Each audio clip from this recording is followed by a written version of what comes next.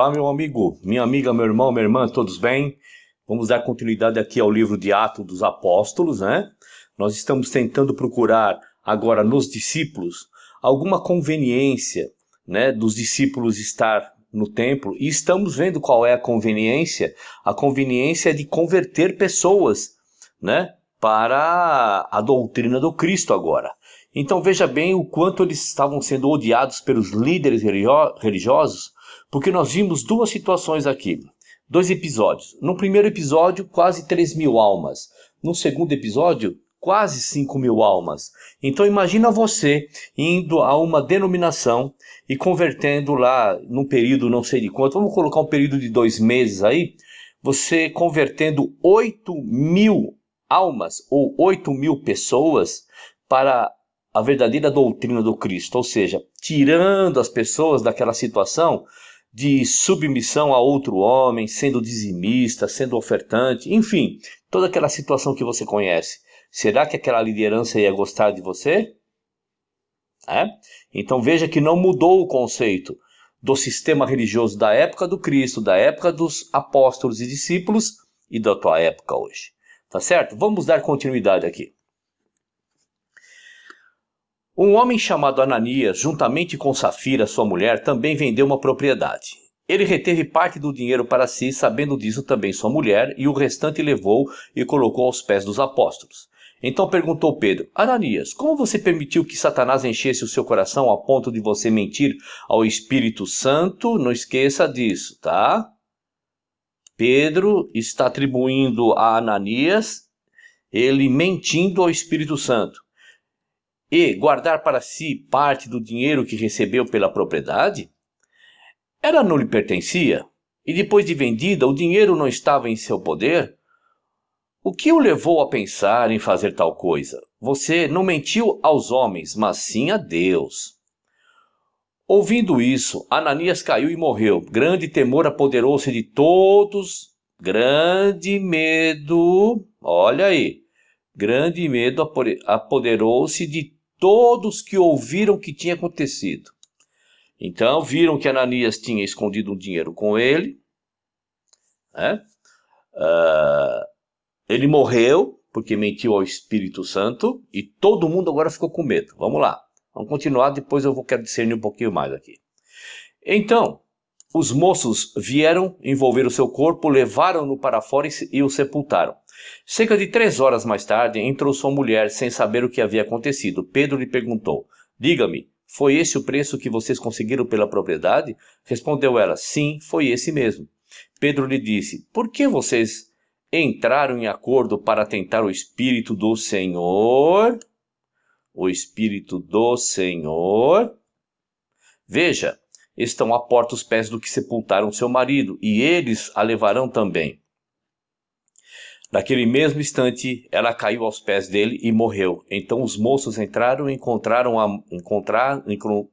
Vamos falar de novo.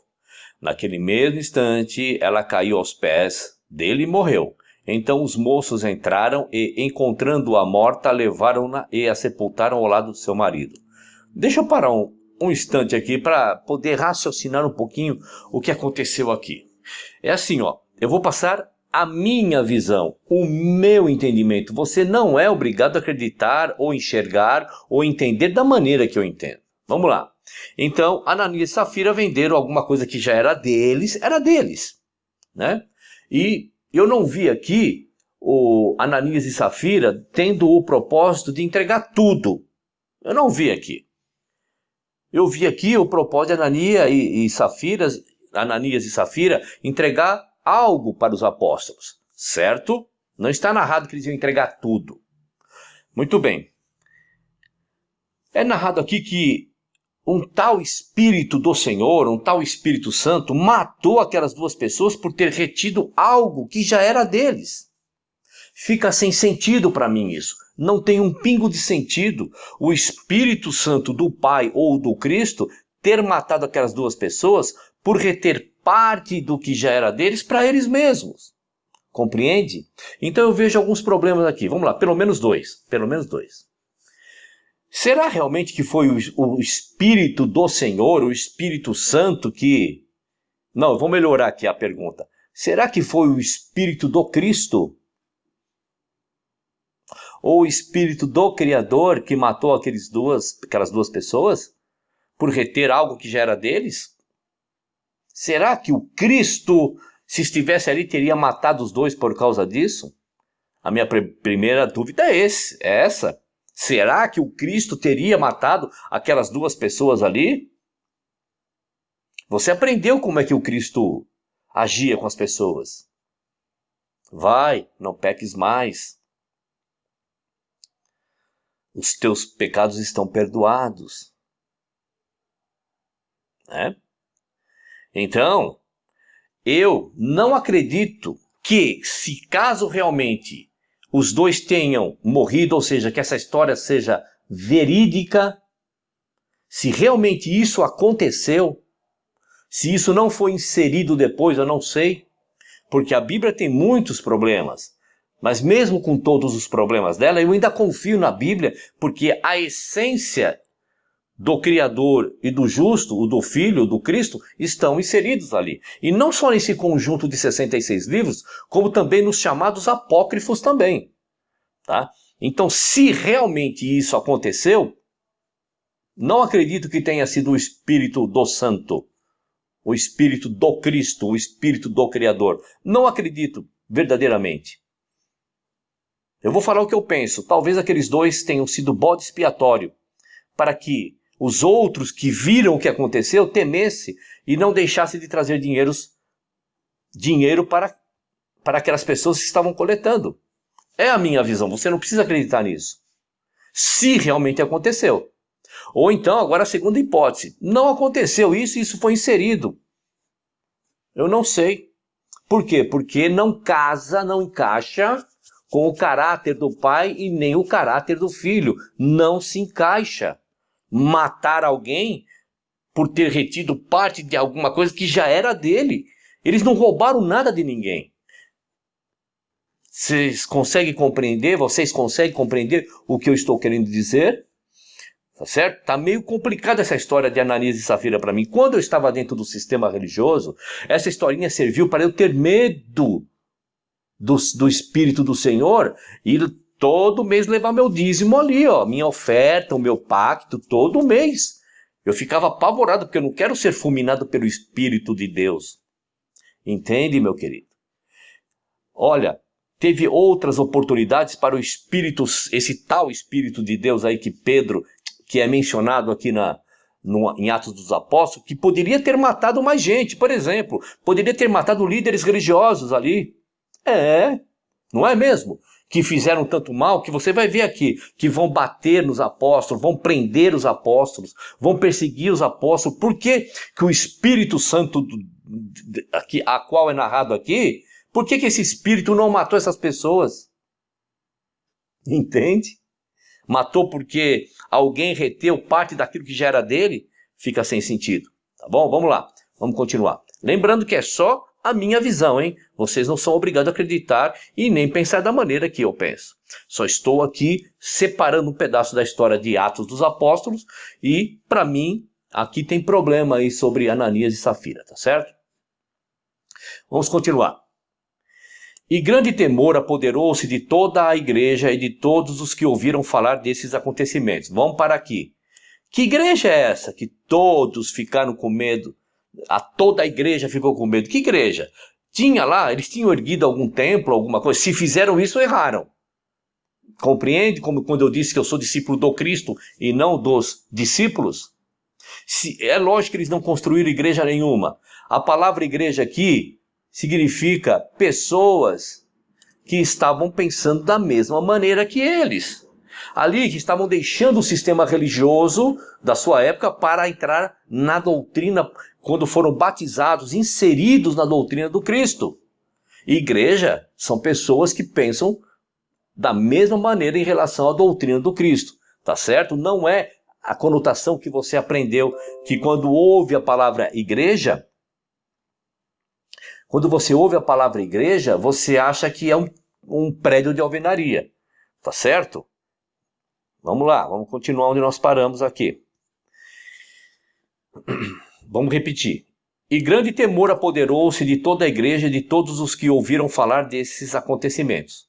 Os apóstolos realizavam muitos sinais e maravilhas entre o povo. Todos os que creram costumavam reunir-se no pórtico de Salomão. Dos demais, ninguém ousava juntar-se a eles, embora o povo os tivesse em alto conceito. Em número cada vez maior, ou seja, cada vez mais pessoas deixavam de seguir a religião lá, né, dos sacerdotes, do templo de Herodes e tudo mais, deixavam de participar das suas ofertas, né, dos seus dízimos, de comprar os sacrifícios, deixavam, né, cada vez mais, em número cada vez maior, homens e mulheres criam no Senhor e lhes eram acrescentados. Acrescentados aonde? Na doutrina do Cristo. Então, se eles eram acrescentados aqui, eles eram tirados de algum lugar. Da onde? Do sistema religioso. Olha os desigrejados aí, gente! Compreendeu? Cristo era um desigrejado. Ele não frequentava o templo como você foi treinado a entender. Não.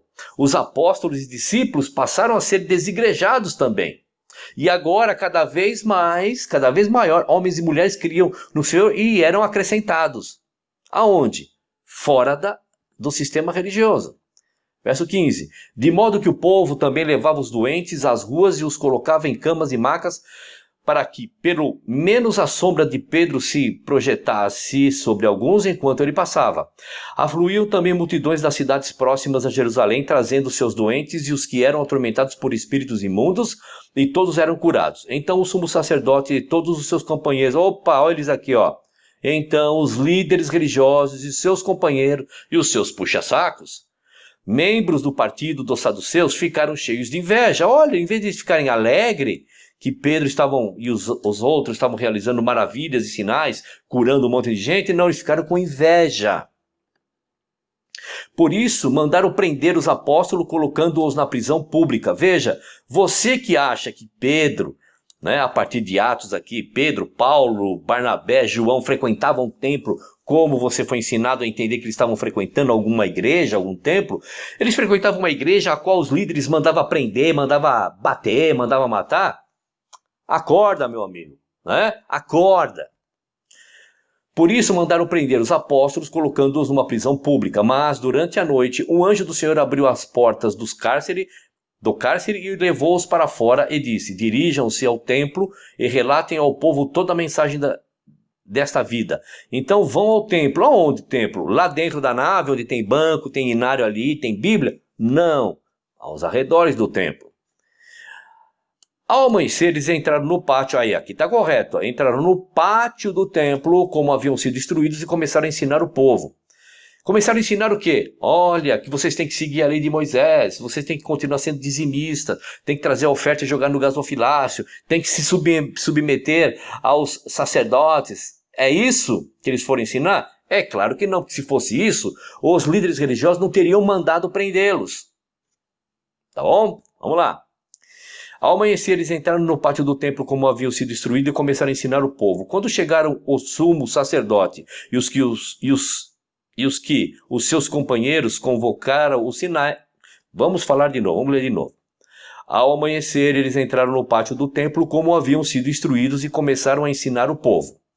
Quando chegaram o sumo sacerdote e os seus companheiros convocaram o sinédrio, toda a assembleia de líderes religiosos, olha eles aqui, agora está com o nome bem certinho, os líderes religiosos de Israel, e mandaram buscar os apóstolos na prisão.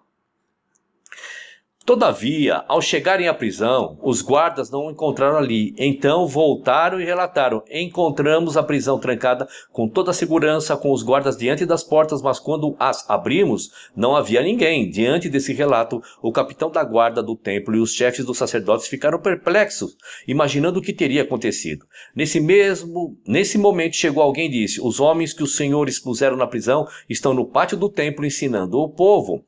Então, indo para lá com os guardas, o capitão trouxe os apóstolos, mas sem o uso de força, pois temiam que o povo os apedrejasse. Tendo levado os apóstolos, apresentaram-nos ao sinédrio para serem interrogados pelo sumo sacerdote, que lhes disse: Demos ordens expressas a vocês para que não ensinassem nesse nome. Todavia vocês encheram Jerusalém com sua doutrina e nos querem tornar culpados do sangue desse homem. Pedro e os outros apóstolos responderam: é preciso obedecer antes a Deus do que aos homens. O Deus dos nossos pais antepassados ressuscitou Jesus, a quem os senhores mataram, suspendendo-o no madeiro. Deus o exaltou, colocando à sua direita como príncipe e salvador, para dar a Israel arrependimento e perdão pelos pecados. Quero parar um minutinho aqui, tá? Vamos lá. Então veja que os líderes religiosos pedem para eles: olha, vocês não preguem esse Jesus aí, podem falar o que vocês quiserem, mas não falem no nome desse homem. O problema era no nome do Cristo, porque aquele nome realmente deu testemunho de muito poder do Criador. Mas o que Pedro fala: olha, nós vamos pregar sim, nós vamos falar sim em nome deste que vocês não querem. Tá certo? Vamos lá, verso 32. Nós somos testemunhas dessas coisas, bem como o Espírito Santo que Deus concedeu aos que lhe obedecem. Ouvindo isso, eles ficaram furiosos e queriam matá-los. Olha só. Então, agora, não era só uma questão de prender, de advertir. Agora já era uma questão de assassinato, de matar. Vamos lá. Mas um fariseu chamado Gamaliel, mestre da lei, respeitado por todo o povo, levantou-se no sinédrio e pediu que os homens fossem retirados por um momento. Então lhes disse: israelitas, considerem cuidadosamente o que pretendem fazer esses homens. Há algum tempo apareceu Teudas, reivindicando ser alguém, e cerca de 400 homens se juntaram a ele. Ele foi morto, todos os seus seguidores se dispersaram e acabaram em nada. Quem será que apareceu alguém? E quem será que matou Teudas, hein? Quem será, hein, meu irmão? Depois dele, nos dias do recenseamento, apareceu Judas, o galileu, que liderou um grupo em rebelião. Rebelião contra quem? Contra quem? Ele também foi morto. Por quem será que ele foi morto, hein? E todos os seus seguidores foram dispersos. Portanto, neste caso, eu os aconselho: deixem esses homens em paz e soltem-nos. Se o propósito ou a atividade deles for de origem humana, fracassará. Se proceder de Deus, vocês não serão capazes de impedi-los, pois se acharão lutando contra Deus.